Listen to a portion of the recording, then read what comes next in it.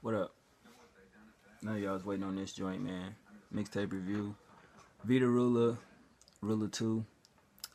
Um, this tape, he showed a lot of growth, but you definitely could tell it has a very huge commercial appeal to it. To me, part one was like dark, it was raw, it was deep, introspective in my opinion.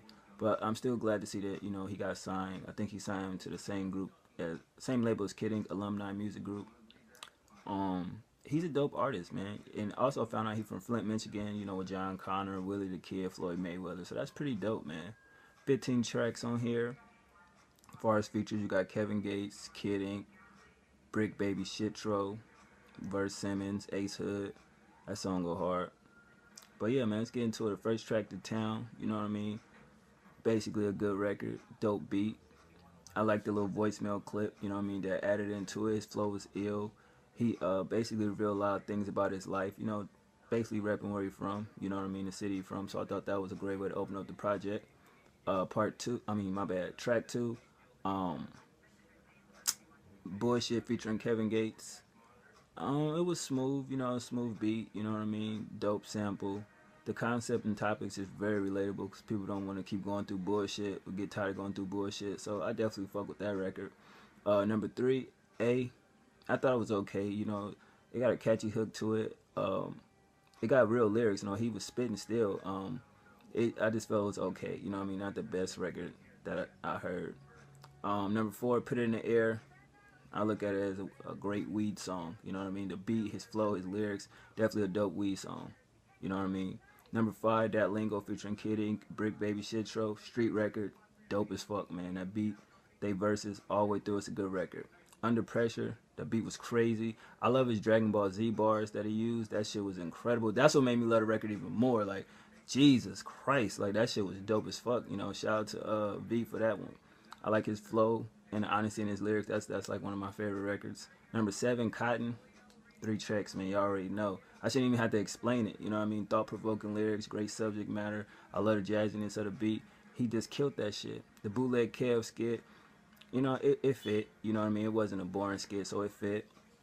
Number nine, Go Hard.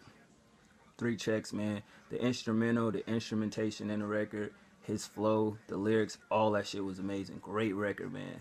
Number 10, DOA featuring Verse Simmons. It's like a female-orientated track.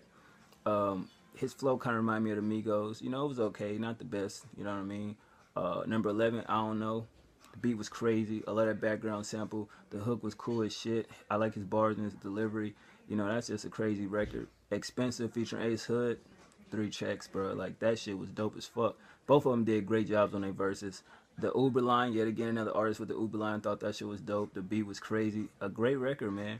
Number 13, Tidal Wave. Who is that a sample of?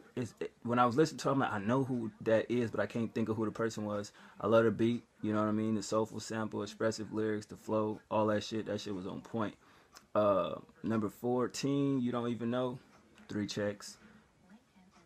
Nothing I can say bad about the record. Everything, sample, beat, his flow, lyrics, all that on point. And the last track, The Calm, the outro, three checks as well, man.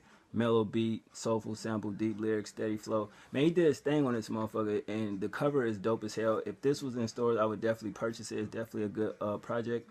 It was just like, two tracks that was like, you know what I mean? They was okay, but I'm quite sure they'd grow on me. But it's a solid project, man. I give it an 8.5 out of 10. I think that's fair.